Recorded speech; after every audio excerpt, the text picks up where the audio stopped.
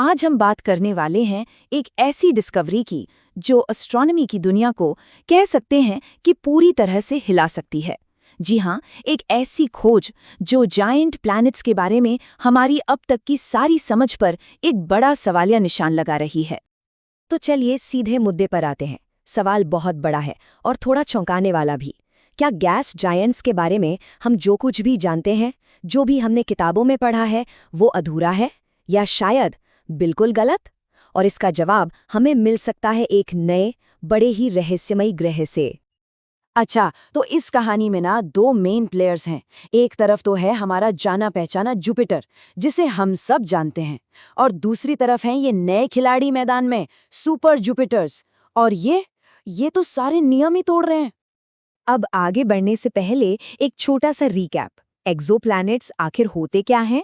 सीधे शब्दों में ये वो प्लैनेट्स हैं जो हमारे सूरज का नहीं बल्कि किसी और तारे का चक्कर काटते हैं। और हाँ, जेम्स वेब स्पेस टेलीस्कोप जैसे पावरफुल टेलीस्कोप्स की बदौलत ही हम इन दूर दराज की दुनियाओं को देख पा रहे हैं। और इन्हीं एक्सोप्लैनेट्स में एक खास कैटेगरी है, सुपर जुपिटर्स की। नाम से ही अंदाजा लग रहा है कि ये बहुत बड़े गैस जायंट्स हैं। पर कितने बड़े? सोचिए, इनका मास हमारे सोलर सिस्टम के सबसे बड़े प्लैनेट जुपिटर से भी 10 गुना या उससे भी कहीं ज्यादा हो सकता है। मतलब ये ब्रह्मांड के असली मॉन्स्टर्स हैं। तो चलिए जरा दोनों को आमने सामने रख कर देखते हैं। मार्स में तो खैर जमीन आसमान का फर्क है ही। हमारा जुपिटर काफी ठंडा है, वहीं सुपर जुपिटर बहुत ज्यादा गर्म होते हैं। लेकिन असली ट्विस्ट, असली कहानी इनके एटमॉस्फेयर में है। जहां जुपिटर पर हमें बादलों के खूबसूरत ऑर्गेनाइज्ड बैंड्स दिखते हैं, वहीं सुपर जुपिटर की दुनिया तो बस समझिए बेहद गर्म और तूफानी है। और यही तूफानी आसमान, यही हमें कहानी के सबसे शॉकिंग हिस्से तक ले आता है। अब हम उस सबूत को देखने वाले हैं जो साइंटिस्ट्स के बरसों पुराने मॉडल्स को सिरे से खारिज कर रहा है। तो मिलिए VHS 1256b से। ये है वो एक्सोप्लैनेट जिसने साइंटिस्ट्स के होश उड़ा दिए हैं। हमसे करीब 40 लाइट ईयर्स दूर ये प्लैनेट एस्ट्रोनॉमर्स के लिए एक बहुत बड़ी पहेली बन गया है। देखिए, जब साइंटिस्ट ने पहली बार इस प्लैनेट को देखा तो उनकी उम्मीदें बिल्कुल सीधी सादी थीं। उन्होंने सोचा कि भाई ये भी एक गैस जायंट है तो इसका एटमॉस्फेयर भी जुपिटर जैसा ही होगा, मतलब वही बादलों के सुंदर ऑर्गेनाइज्ड बैंड्स, क्योंकि हमारे सारे के सारे मॉडल्स तो यही बता रहे थे। लेकिन यूनिवर्स के प्लान्स कुछ और ही थे। जो उन्होंने असल में देखा वो उनकी सोच से बिल्कुल परे था।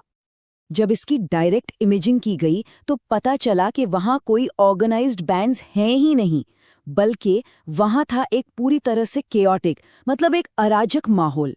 बड़े बड़े भयंकर धूल के तूफान और प्लैनेट की ब्राइटनेस में भी लगातार अजीबोगरीब उतार चढ़ाव। ये कोई शांत जायंट नहीं था, ये एक हिंसक तूफानी दुनिया थी। और बस इसी एक खोज ने सब कुछ बदल कर रख दिया। ये सिर्फ एक अजीब प्लैनेट की कहानी नहीं है, ये पूरी की पूरी प्लैनेटरी साइंस के लिए एक तरह का वेकअप कॉल है। एक रिमाइंडर कि हम जितना जानते हैं वो शायद ना के बराबर है। तो सबसे बड़ी बात क्या निकल कर आती है? यही कि ये डिस्कवरी गैस जायंट्स को लेकर हमारी जो बेसिक समझ है उसी को चैलेंज कर रही है। मतलब अगर जुपिटर वाला मॉडल इन प्लैनेट्स पर फिट ही नहीं बैठता तो फिर सही मॉडल है क्या? इस खोज का असर ना बहुत गहरा है।